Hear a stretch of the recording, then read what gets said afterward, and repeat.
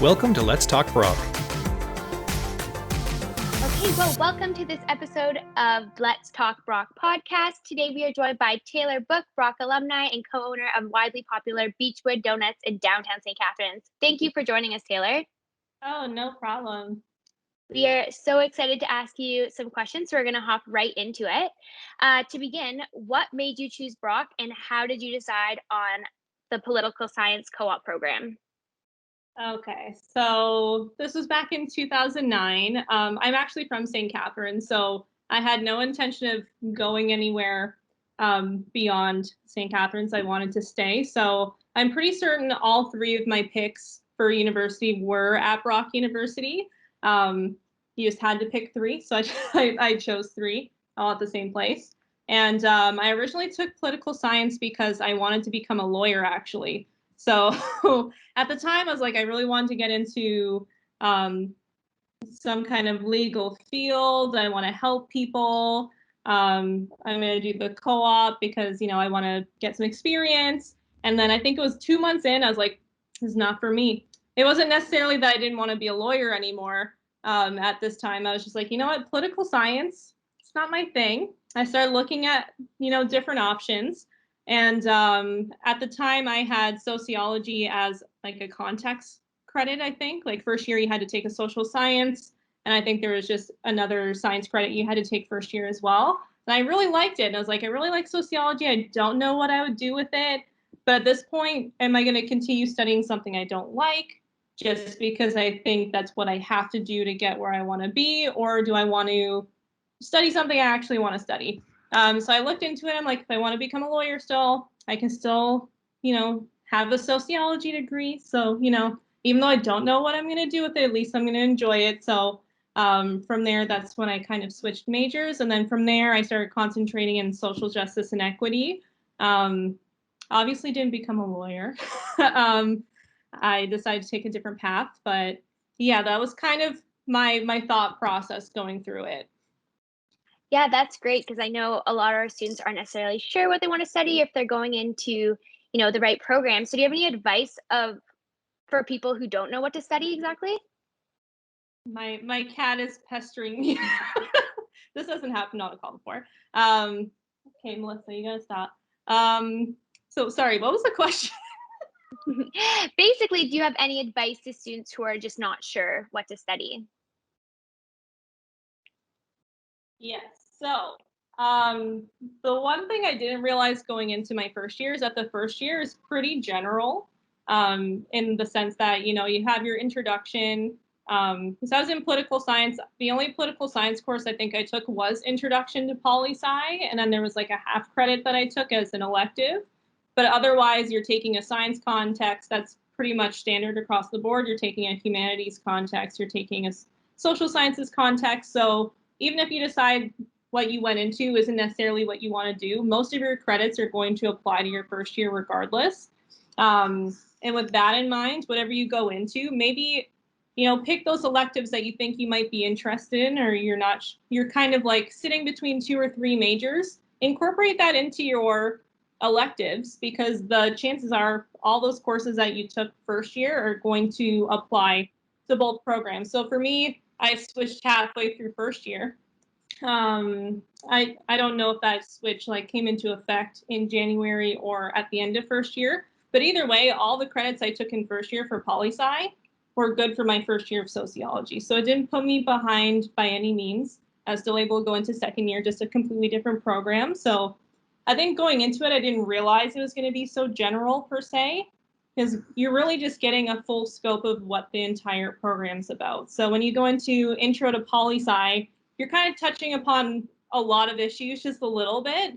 You're not really getting into detail. You get more into detail as you go along. So it's a good way of getting an idea of what the next 3 years are going to look like.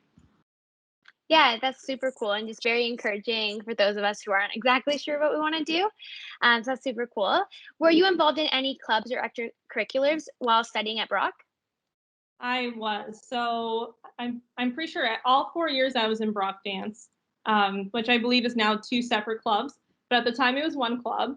I started as a member, and then in my second year and beyond, I became a teacher as well. I love the club. It was one of the highlights of my university experience for sure. Oh, that's super cool. I'm a cheer girl myself, so definitely love the dance. That's awesome. So what do you wish someone had told you in high school to prepare for post-secondary? That's a good question. Um, I mean, it depends on where you come from, but for me, my high school, I feel like, it was super common to, have like high 90s. Like it's very not easy, but it's like within reach to get perfect on, I had like 98s in like math, and then you go into university and there's way less assignments in your first year. They're all weighted a lot more. And a lot of people I went to school with that were used to getting those high 80s, 90s were now getting like 60s, 70s, super down on themselves. And it wasn't necessarily a reflection of, how well they were doing or how smart you are. It's just, it's a completely different arena per se. You're not sitting in a class with like 25 other kids, interacting with your teacher every day. First year, you're in a lecture hall of, I think my first class had like 400, 500 people. It was like overflowed and dehoused, like people sitting on the steps because they knew people were going to like drop out next week. And it's just a completely different environment. You're kind of, you're thrown into this different style of lecturing. And then you also have this other component, which is either a tutorial or a seminar, which is a little more interactive. But definitely, don't be down on yourself if your marks aren't comparable to what they were in high school. Like I said, it depends on what high school you went to. I think my high school kind of like veered on the higher end when it came to marking, which is almost worse for students going to university because they have such high expectations, right? And they feel so terrible. And it's also going to vary across professors as well, right? So it all depends, but just, be prepared for it to be a completely different experience and just reach out to any of the resources that you need to make sure you're getting to where you need to be. Yeah, that's great advice. Thank you for that. But now we're going to hop into a little bit about your career. So we're going to talk a little bit about everyone's favorite donut shop. We want to hear about when did you open Beechwood Donuts, and can you tell us a little bit about the story about how Beechwood became so popular so fast? Because I heard Justin Trudeau and all these really cool people all loved Beechwood as well. So can you tell us a little bit about that? Yeah, for sure. So we opened our doors in January 2015. I had graduated in June of 2014. So this was less than a year before, or a year after I graduated.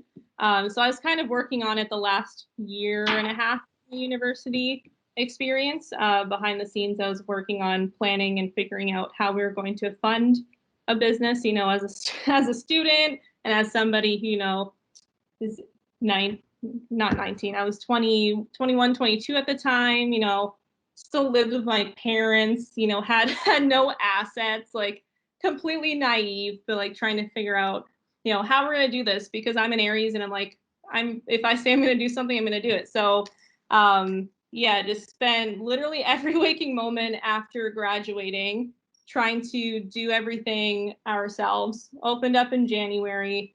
We didn't really have that high of expectations. I was expecting to, eat Mr. Noodle for breakfast, lunch, and dinner for like the foreseeable future. Not move out for a while, like maybe sell like, 200 donuts tops. Like that was the size of our display. If you remember, like the long one we had at the old store, that's all it fit. 200, that's what we were going to sell for the day. And I remember thinking, like, we're going to sell like the same as like a franchise one day. And it was like, no. Like, that's never going to happen. Like, they sell so many. And we opened on the first day, and within an hour, 200 were gone. And we're like, it's 12 o'clock.